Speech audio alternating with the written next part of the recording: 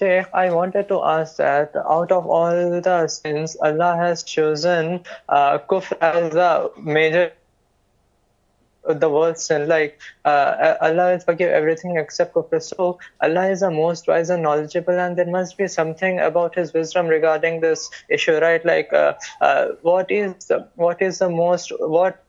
kufr the worst sin? Can you please clarify me about that?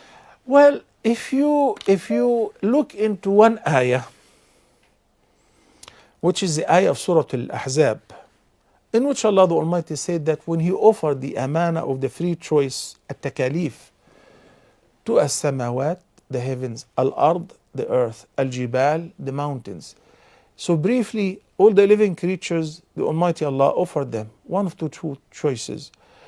Would you like to be given the free choice to believe or to disbelieve? And then your choice will be met with consequences, reward or punishment. They said no. We're better off without it.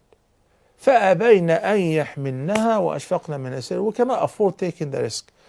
وحملها الإنسان إنه كان ظلوما جهولا. Only human beings, along with the jinn kind as well, who are enjoying the free choice, which means, as Allah the Almighty stated in Surah Al-Insan, إِنَّا هَدَيْنَاهُ السَّبِيلَ إِمَّا شَاكِرًا وَإِمَّا كَفُورًا. And in Surah Al-Balad, وَهَدَيْنَاهُ النَّجْدَيْنِ. We have shown him the two paths, the good and the evil, the guidance and disbelief. And he's the one who chose on his own. So basically, when you comprehend this concept from the beginning, that you and myself, Pat Robertson, Donald Trump, every human being is given the free choice.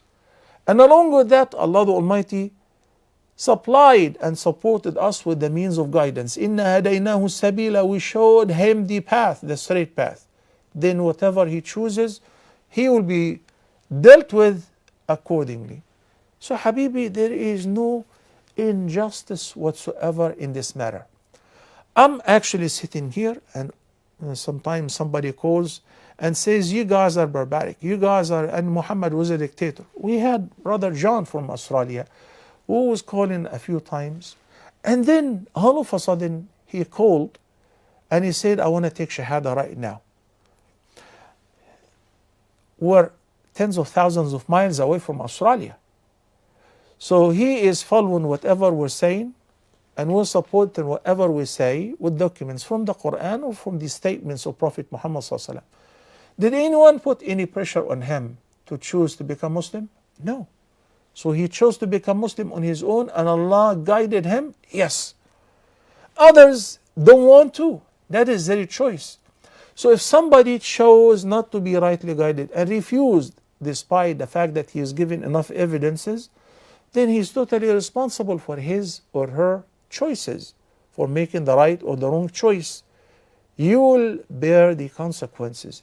When you comprehend this matter, you don't see any injustice. Rather, you know that when somebody, the first caller, our sister from Elisa, from the States, she said, I went to Umrah, I went to Mecca, and I've done 2 Umrahs. I'm sure that cost her about, for person, about $5,000. And she traveled.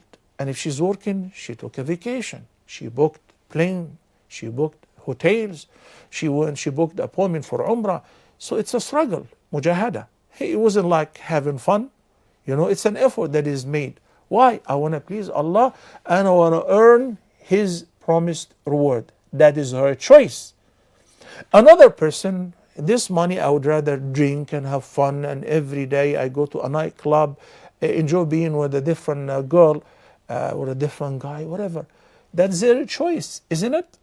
So the free choice which we have been given, we're totally responsible for the choices that we make. No one should come and say, how come Allah is the most merciful, and because somebody chose to disbelieve in Him, He will throw him in hellfire. Yeah, He will throw him in hellfire. We believe in that 100%. And we believe that the Almighty Allah says He may forgive any sin. adultery, usury, fornication, you name it. But to die while associating others with Allah in worship, or not believing in His oneness and His Lordship, not fulfilling the purpose for which He created you, zero eligibility for mercy. And it is no secret. Allah revealed that openly in the Quran several times. And in our program we say that those who die while associating others with Allah in worship are not eligible for His mercy. Lest somebody would say, I didn't know. Or I had Muslim neighbors, or the guy who used to come on Huda TV said, we all believe in the same God as long as you have a good intention and as long as you're good to people and good to animals and you have a pet and you feed it, you go to heaven. That is not true. A person who does not believe that Allah, the Almighty, is the only one who's worthy of worship will never ever set a foot in paradise. Because paradise, which we believe in, is built, is created and prepared by the Almighty. And He is the one who said that it is forbidden for those who associate with Him others in worship. As well as He said that a person who believes in the oneness of Allah, if he has done good deeds enough, he will enter paradise. If not, Allah will have mercy on them to admit them to heaven. And furthermore, even if their sins were heinous, they will be compensated for them, recompensed for them. Then eventually, a person who has an atom faith in his heart will not abide in hellfire eternally. So at-Tawheed, which is believing in the oneness of Allah and being monotheistic, is the card which will secure your entry to heaven under any circumstances. May Allah guide us to what is best.